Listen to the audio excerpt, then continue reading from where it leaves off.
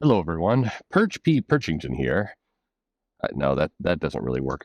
Anyway, um, the schools. So I have a mail here about schools and specifically comics in schools, and I think I've mentioned before, although maybe not. My memory is going at this advanced age, and lack of RB sandwiches have prolonged my life much longer than most regular humans, but it is catching up to me. Father Time is a cruel bitch.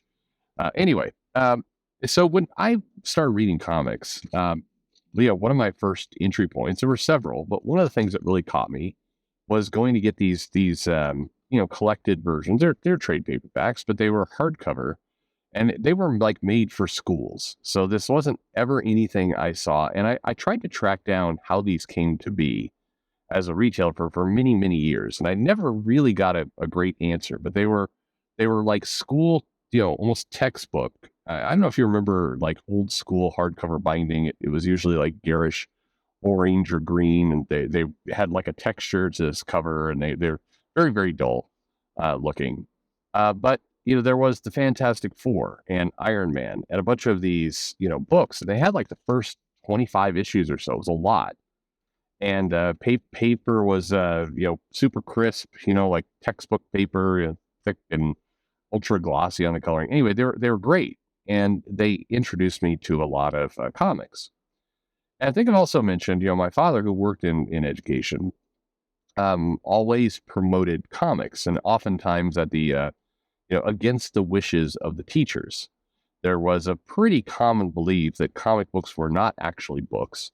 And so, kids would, had to do a book report or something on something. A lot of kids would go for the comics. Teachers would say that doesn't count. Can't do a book report on a comic. And then brawl would ensue. But my father, who was a principal at several of these schools, um, you know, always insisted, no, comic books were books. It did count. And it was a great way to get kids to read. His logic, which was correct, was if kids are struggling to want to read, and lots of kids at an early age, there's the can they read and then they do they want to read.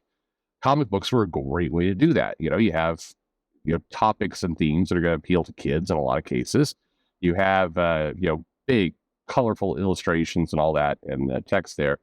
And it was they were great for kids. It strikes me now much later that my father was kind of one of those people who the comic company should send a check to or at least thank, because he had influence, later as a superintendent over a lot of schools, and he always insisted that comics were in those schools, and so there are a lot of people who are adults today, um, became lifetime comic readers through that. I mean, in effect, my father was doing a better job, getting these comics marketed and distributed to kids than a lot of the current members of the publisher. But anyway, you know, I always felt I started feeling this later in life, like Marvel owes my father a thank you or so. I just something.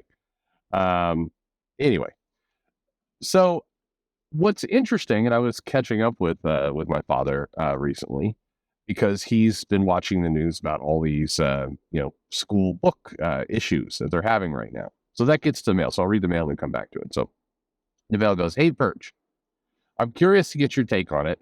I think you're a conservative. I'm not a conservative. Okay, let me throw that out there. Um, it may surprise you. I don't know. If you listen to the show long enough, I think you've heard me say before, my politics are generally anyone else. I don't know about any of you. Speaking just for me, I absolutely dread the prospect of Biden Trump 2. I have a hard time believing that in a country with millions and millions of people that this is what we've got to work with, but that sprinkles down to a lot of the representatives. I have a huge disdain for vast majority of politicians, left and right, who I believe are there to just personally get rich and stroke their ego and do astronomically little for the people they represent.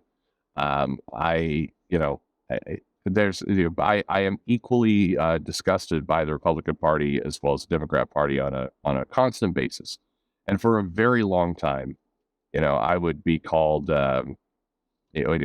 basically fiscally conservative, socially liberal is what they used to call people like me, because I didn't have an issue with gay marriage. I thought it's not my business, fine, and I generally didn't like to see money thrown all over on programs that had very little chance of success. So that's me. Today, I don't know. Fiscally conservative, socially liberal may mean far right. I don't know. Is that what, maybe in Twitter land, that's what it means. But I find that, if I, I don't, yes, I'm one of those. Vote independent. Do not, I feel like you're throwing away your vote. It's like, nah, nah, not really. Like I'm not suckered into that game. I'm sorry. Yeah, I'm not going to vote for a douchebag. I don't care what the letter is on the side. I don't care if the majority of the people aren't voting for the douchebag, because they usually do. All right. So anyway, back to Bill. I think you're conservative. Okay. Not sure if you're following these stories about school books and inappropriate content for children. It got me thinking. What kind of comic books are appropriate in schools? Do you think comic books should be in schools at all? I would have said yes a few years ago, but now, given some of the stuff that's in comic books, it no longer feels like it's appropriate for schools anymore. Curious to get your take. Okay, so back to my rambling narrative. I think comic books belong in schools. Absolutely, they do belong in schools. I also think, and I do not believe this is a complex, needs a think tank of people to figure it out. I think that, the comics that go into school should be age appropriate for the school. So, for example, Watchmen shouldn't be in an elementary school. I think that if parents want to expose their kids to Watchmen, they have lots of abilities to do so in libraries, in outside of school. They have there's booksellers, there's Pirate Bay, whatever it happens to be. There's lots of ways to get your kids to read Watchmen. You don't need the school to provide that access to Watchmen. If your kid is in the second grade, not only will they not understand the themes and the topics in Watchmen, but it's not appropriate for a kid in second grade to be reading a comic book with a guy with a blue dick wandering around all the time. I don't think that hard. Particularly, I'm talking about but Dr. Manhattan's dick is usually flaccid. Well, I mean, always flaccid. Thank God. What? Anyway, sorry, was going down a weird path there. I think that you should have age appropriate comics for kids, and I don't think that's terribly difficult to figure out. I think the big question comes when the comic, or the graphic novel, the YA, the whatever it is has the appearance for being for kids, but is kind of sneaking in other themes. And fortunately, a lot of these books, I think, are as subtle as a brick. And so I think it's pretty easy to detect, hey, here's a book about, a group of magical, elves living in a forest. And, they have to go save, a ring from an evil forest troll, and the elves are a peaceful, loving nation that practice various BDSM and also like to choke each other while, you know, whatever. I think that's not a book for kids. There you go. Okay. I don't think any of this stuff is that difficult. I think that there is a loophole people have attempted to create. Say, hey, well, we're going to teach people about their gender identity and other things through a fun comic book. But again, when should you do that for kids? When do kids need to learn about that? Well, lots of people have lots of different opinions. Mine is typically that when you start talking about, gender specific health, you can start to introduce these topics. That's generally not kindergarten or second grade. That's, and when do they typically, like junior high, they're starting to do this, maybe advanced middle school. I don't look, I think that if you just sit down and you apply a reasonable common sense filter to it, and I realize that is a moving target and thoroughly difficult these days, I think you figure it out pretty quick.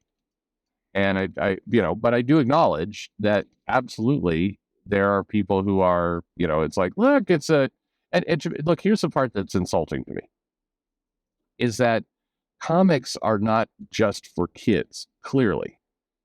So the comic book format of sequential art and, more mature themes and all that kind of stuff, it could be a lot of things. Some are for kids, some are for, older, all ages, right?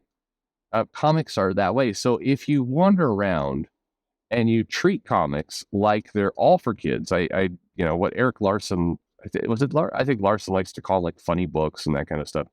And it always bugs me because it sounds demeaning to the comic. It just sounds, it sounds like it just sounds dumb to me. If you're like, oh, this is a funny book, I mean, it's a stupid hill to die on. I recognize that.